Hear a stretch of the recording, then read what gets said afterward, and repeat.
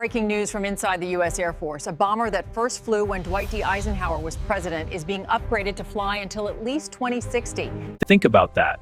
An aircraft designed with slide rules in the early 1950s.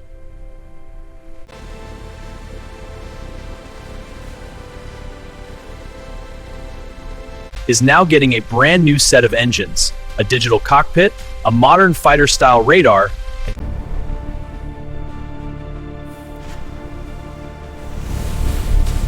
In a few years, pilots who grew up playing Call of Duty are going to strap into a bomber that's older than their grandparents. Throttles engaged. Launch sequence initiated.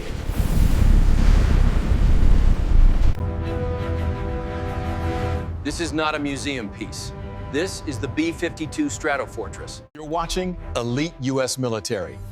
Today, we're breaking down exactly what this B-52 upgrade does. Why modernize a dinosaur bomber instead of retiring it? Because upgraded, it's key to America's future war plans.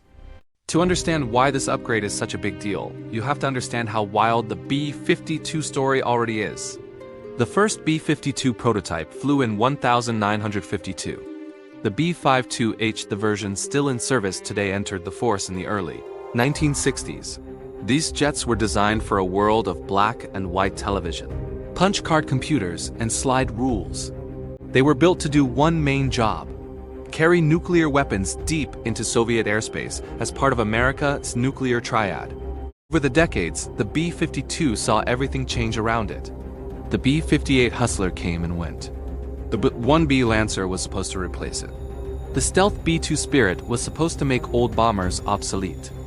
Yet the B-52 kept flying first as a high-altitude nuke carrier, then as a low-level penetrator, then as a long-range cruise missile truck, and finally as a kind of flying artillery piece for conventional wars.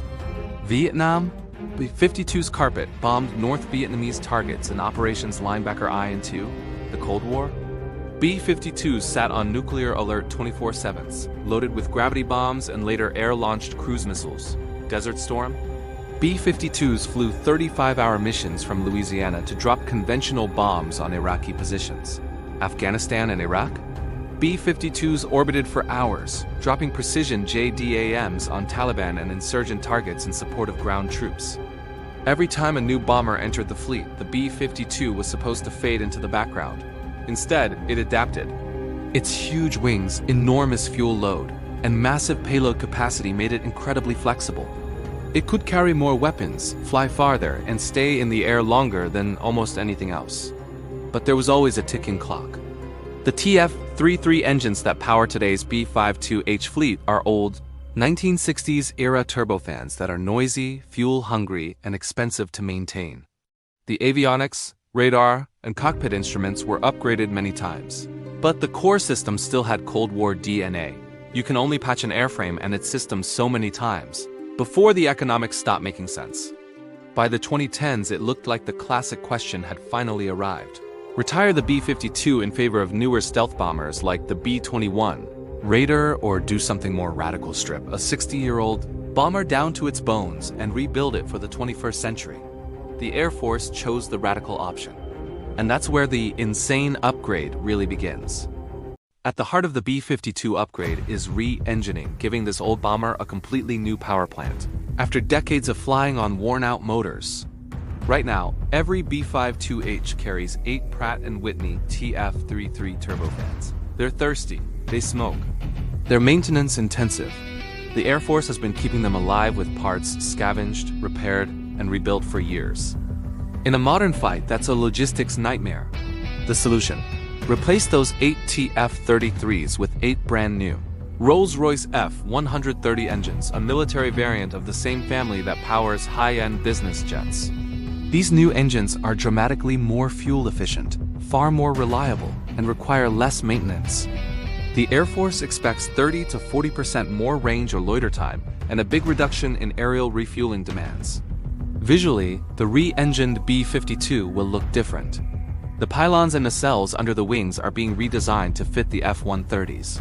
Under the skin, the electrical and fuel systems are being reworked to support modern engine management and health monitoring systems. These aren't just plug-and-play swaps. They're a deep structural and systems overhaul. Better engines are only half the story.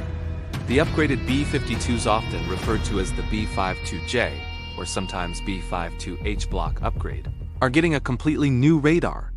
Instead of the old mechanically scanned set, they all carry a modern AESA radar very similar to the AMAPG-79 used on some FA-18 Super Hornets. This gives the bomber a far more detailed, reliable picture of the air and surface environment, better weather penetration, better navigation, better target detection, and much higher resistance to jamming. Step into the cockpit, and the analog 1960s vibe is disappearing. Old steam gauges and standalone boxes are being replaced with a glass cockpit, large digital multifunction displays, modern navigation and communication suites, integrated mission computers. For the crew, that means far better situational awareness, easier integration with modern data links and networks, more automation for routine tasks, so they can focus on tactics and survivability. Behind the scenes, the bomber is also getting updated electronic warfare systems, new communication suites, and improved mission planning hardware and software. All of that matters in a world where simply flying in a straight line at 35,000 feet is an invitation to be shot down by long-range SAMs. The result of all this? When the first fully upgraded bombers enter service in the later 2020s, they will technically still be B-52 airframes, but in terms of engine sensors, avionics, and connectivity, they'll be closer to a new aircraft bolted to an old set of wings and a proven fuselage. And those wings and that fuselage? They're about to carry weapons old BUFF crews in the 1960s couldn't even imagine. So what exactly is this century bomber going to carry into the 2030s, 2040s, and 2050s? First, the B-52 remains a core part of the nuclear triad. The upgraded bomber will be one of the main carriers of the new LRSO, Long-Range Standoff Nuclear Cruise Missile. Instead of having to penetrate dense modern air defenses, the Stratofortress will launch these stealthy, long-range missiles from far outside enemy airspace, letting them do the dangerous work of getting to the target. But the nuclear mission is only part of the story.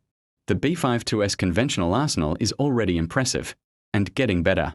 Right now the bomber can carry large numbers of JDAM GPS-guided bombs, JSSM, and JASSM stealth cruise missiles for high-value targets, LRASM, the long-range anti-ship missile for maritime Rolls Mines cluster munitions, and a wide array of legacy and modern smart weapons.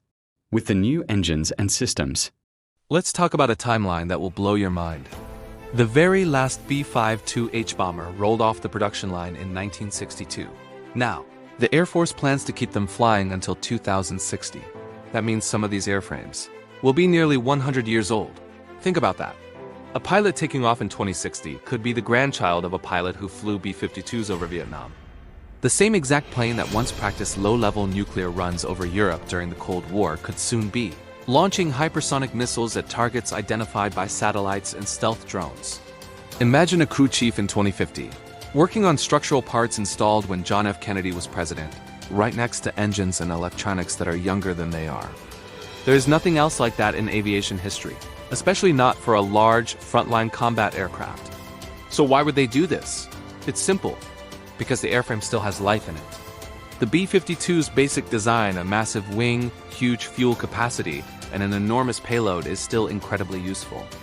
In a world where new bombers are astronomically expensive and take decades to build in large numbers, getting another 30-plus years out of a proven platform is a huge strategic win. Of course, there are risks. No amount of upgrading can ever make a B-52 stealthy. In the most heavily defended airspace, it will have to stay far away and rely on long-range standoff weapons. But that's okay. That's exactly what it's being optimized for. And as long as the airframes are meticulously inspected, reinforced, and monitored, structural age can be managed, especially with modern engineering and fatigue tracking. The real message behind this insane B-52 upgrade is much bigger than just one airplane. It reveals how the US thinks about air power over the long term.